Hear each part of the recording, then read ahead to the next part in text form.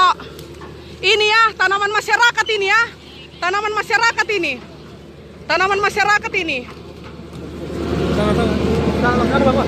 tanaman masyarakat ini, tanaman masyarakat ini ya.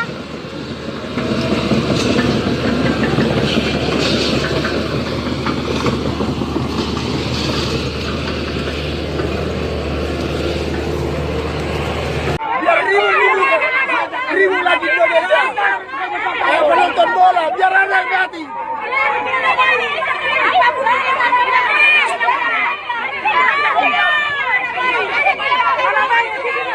Biar anak mati.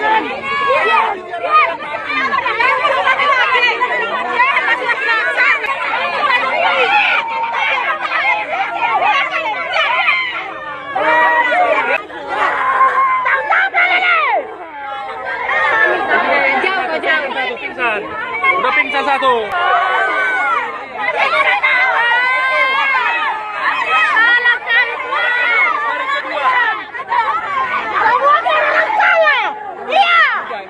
Gara-gara itu kejamnya dirimu.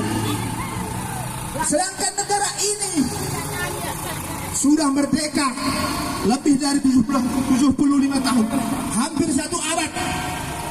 Tapi apa yang dirasakan oleh petani? Tidak ada negara yang kuat tanpa kekuatan pangan. Dan pangan itu ada pada petani. Selamat datang kepada teman-teman buruh. Hidup rakyat! Hidup petani! Hidup mahasiswa!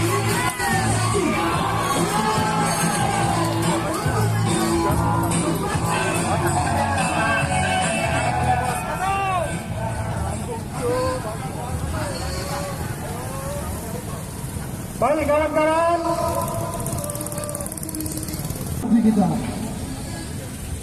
Kita perjuangkan bersama kawan-kawan. Hidup petani! Hidup petani! Hidup SPI! Hidup SPI! Hidup SPI again! Kami tidak perlu janji. Untuk itu kita harus tetap semangat teman-teman. Tetap semangat. Saya sendiri memiliki senjata, tapi senjata bapak-bapak tidak selamanya bapak miliki. Pangkat bapak-bapak tidak sakikan rakyat. Sesama pejuang, sia-siakan kami. Kami cucu-cucu pejuang-pejuang kemerdekaan Republik Indonesia. Hidup petani.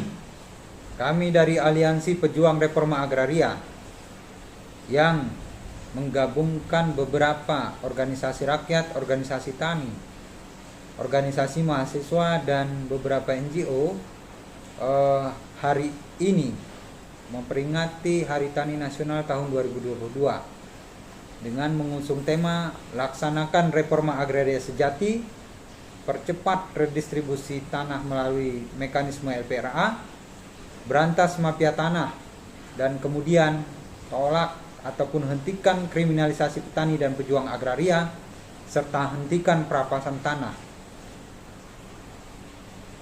Tema tersebut kami turunkan menjadi 4 isu besar, yakni isu pertama, lakukan dan laksanakan reforma agraria sejati. Kemudian kedua, berantas, tangkap dan adili mafia tanah yang sudah menggerogoti dan bahkan menjadi momok yang menakutkan bagi kami rakyat dan petani, yang tentu saja ini menandakan ketika mafia tanah itu bergerak sedemikian rupa, maka kami menduga adanya ketumpulan hukum bagi mereka-mereka ini. Yang ketiga, hentikan kriminalisasi petani. Dan dari data kami 3 tahun terakhir ini ada 12 petani yang berhadapan dengan kriminalisasi, dan beberapa yang lainnya mendapatkan intimidasi yang secara sistematis dan struktur. Nah, ini tahun ini kami minta hentikan kriminalisasi dan intimidasi kepada pejuang agraria, petani, dan masyarakat adat. Keempat, utamakan pemenuhan hak-hak pada program-program strategis nasional dan program-program lainnya yang memang mendukung pembangunan di Indonesia. Kelima, menolak keberlanjutan dari korporasi-korporasi yang merusak lingkungan, merusak tatanan kehidupan petani dan rakyat, khususnya keberlanjutan PTPN 2, PTPN 4, TPL, dan perusahaan Daily Mineral yang bagi kami aliansi ini menutup apa yang mereka lakukan, yaitu perampasan dan pemberhangusan pada lingkungan dan masyarakat adat. Sampai sekarang tetap melarat dan tetap susah.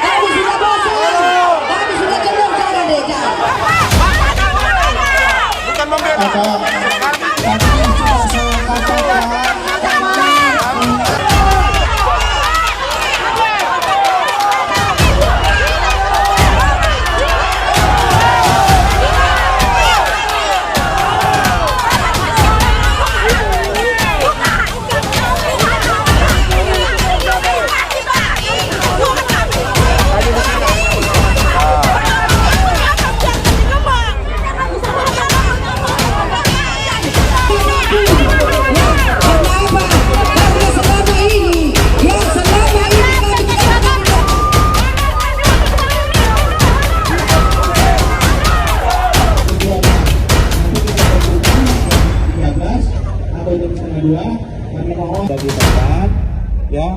Jadi kami memang dari sejak awal tadi dari jam 8 kami sudah menerima informasi. Semua perjuangan kan harus ada prosesnya, ya. Ada benar.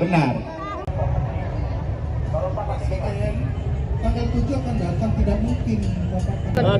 Tujuan kami berharap pada hari ini dengan kehadiran Bapak Presiden Jokowi bisa mengambil alih langsung persoalan Tani Sumatera Utara, karena secara nasional persoalan Tani Sumatera Utara yang paling besar. Ya, maka kami berharap Bapak Presiden Jokowi untuk bisa melakukan semacam pressure dan membubarkan tim inventarisasi dan identifikasi yang dibentuk oleh Gubernur Sumatera Utara terkait tanah XHGU 587,08 hektar. Begitu juga dengan tanah-tanah yang berkonflik dengan antara PTP 2, PTP 3, PTP 4 dengan rakyat, antara Bison dengan rakyat, antara Alwasi dengan rakyat, antara Puskopat juga dengan rakyat. Dan banyak konflik agraria lainnya yang hari ini belum ada satu pun terselesaikan. Jadi kami berharap besar bahwa dengan kedatangan Bapak Presiden Jokowi ke Kota Medan Sumatera Utara ini ada harapan, ya ada titik terang di dalam penyelesaian tersebut.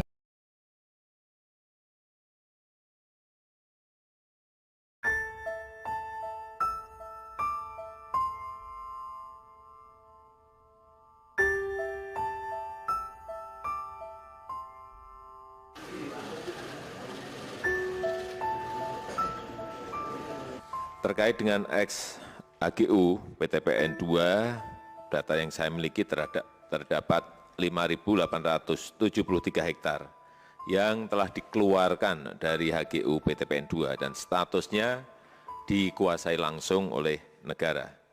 Dari luas tersebut, 3.104 hektar belum memperoleh izin penghapus bukuan dari Kementerian BUMN dan telah ditetapkan daftar nominatif pihak yang berhak, sedangkan sisanya seluas 2.768 hektar telah memperoleh izin penghapus bukuan.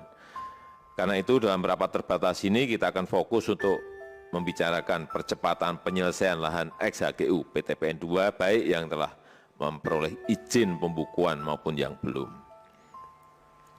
Tapi sejalan dengan itu saya minta Kementerian BPN untuk mengeluarkan kebijakan pembekuan administrasi pertanahan terhadap tanah ex-HGU PTPN 2 untuk menghindari spekulasi tanah. Sehingga tanah ex-HGU PTPN 2 betul-betul dimiliki dan bisa dimanfaatkan oleh rakyat berdasarkan daftar nominatif yang sudah ada atau dilakukan inventarisasi dan verifikasi ulang oleh pemerintah Provinsi Sumatera Utara. Ini tolong betul-betul ada inventarisasi, ada verifikasi ulang. Berkaca dari kasus Sumatera Utara ini, saya minta kepada seluruh kementerian lembaga, TNI, Polri, BUMN, dan Pemda, pemerintah daerah untuk menertibkan administrasi, tata kelola, serta menjaga aset-aset yang dimilikinya.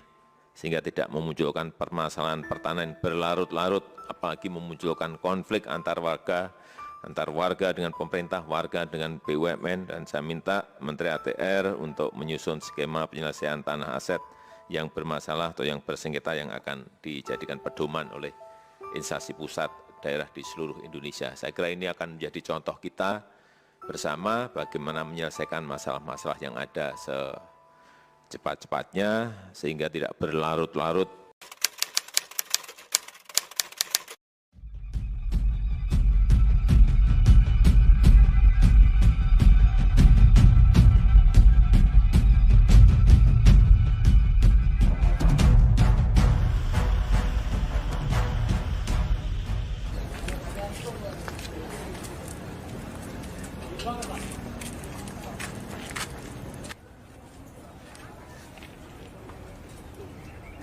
Saya disuruh keluar aja. Setelah dari sini mereka ada mengasih solusi nggak atau? Solusinya nggak ada. Cuman disuruh pergi aja. Ya. Berarti cuma disuruh pergi aja nih, Pak? Pak? Disuruh pergi, disuruh keluar. Kalau nggak mau keluar dipaksa. Ya inilah seperti ini kejadiannya. Pak, ini kan banyak nih barang-barang yang diangkat. Ini yang ngangkat siapa nih, Pak? Ini dari orang itu sendiri. Nggak kenal. Nggak tahu. Ini mau dibawa kemana katanya, Pak? Orang barang. tahu, saya pun belum ditunjukkan mau ditaruh di mana kami. Kami tidak mau. Jadi Harapannya ini diselesaikan lah. Berdasarkan hukum yang berlaku. Tidak perlu tuh pimpinan PTPN 2 itu angkat. Tahan dia. Semena-mena terhadap kami.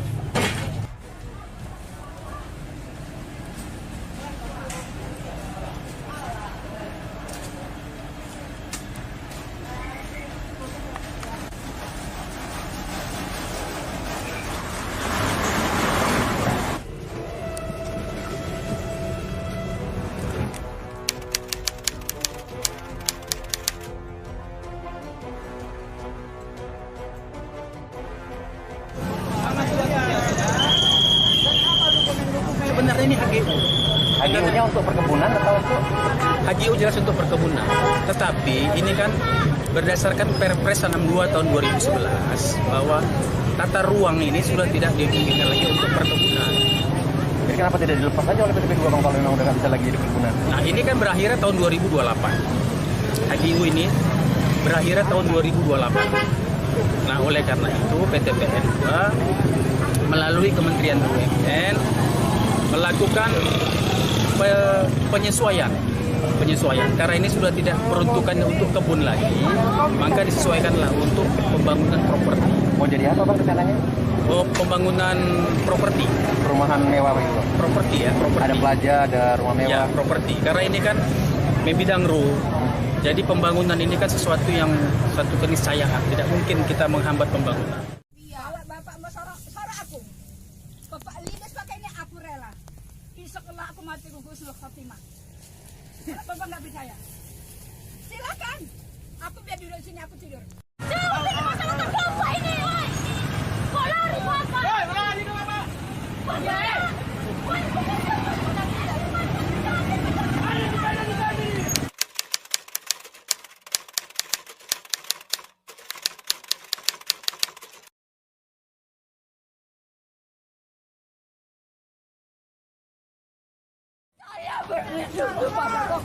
Bapak aparat. Ada Bapak kalau kembali ke masyarakat ya Pak. Bapak bakal kembali ke masyarakat ya. Bapak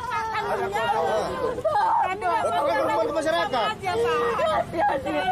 Bagaimana Pak orang tua saya? Ada saya. Silakan kuasa hukum. Anak saya Bapak.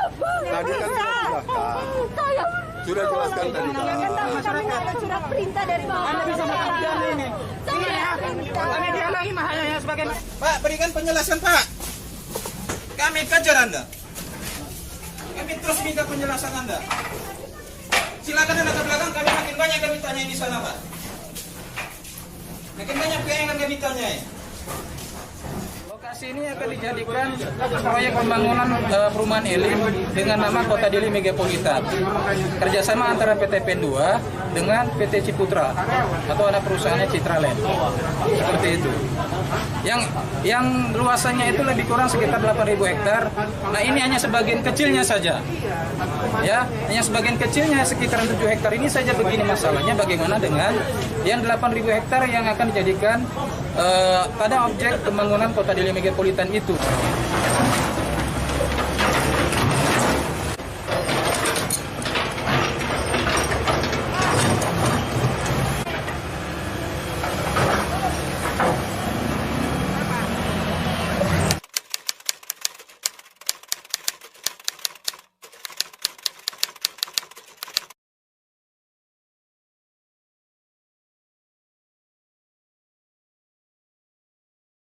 Dari sini ada Pak Sulaiman dan Pak, mohon maaf Pak Alis Nala. Iya, Bapak siapa? Kami kuasa hukumnya. Ini sudah dengar sendiri kan? Nah, sesuai dengan perjanjian kerja bersama yang berlaku di lingkungan PT PN 2, pensiunan yang tidak diberikan santunan hari tua tetap berhak menempati rumah dinas. Kan seperti itu. Nah, kemudian kan ada sama-sama kita ketahui fakta hukum bahwasanya ada 5.873 hektar lahan PT PN 2 tidak diperpanjang. Nah, berdasarkan dokumen dan informasi yang kami dapat dari pensiunan dan dokumen-dokumen lain yang kami dapat, nah diyakini memang lahan ini adalah ex-HGU. Nah, karena lahan ini adalah ex-HGU, tentu kan para pensiunan yang berdasarkan rekomendasi panitia B+ yang dibentuk oleh gubernur pada saat itu, pensiunan maupun karyawan aktif pada saat itu yang memohonkan agar rumah dinas itu dimohonkan untuk menjadi milik mereka. Nah, inilah salah satu lokasi yang kami yakini yang merupakan ex-PT PN 2 dan seperti itu. Artinya pensiunan yang saat ini tinggal di sini mempunyai hak kesempatan untuk memiliki tanah. Nah, karena tanah itu kita mempunyai kesempatan, nah tentunya dan yang berdasarkan dokumen yang kami miliki sudah ada mekanisme di Kementerian BUMN bahwasanya rumah ini juga bisa dilepaskan, dihapusbukukan kepada pensiunan. Yang berdasarkan dokumen yang kami miliki sebenarnya harga rumah ini yang hasil dari PT PN 2 cuma dihargai 1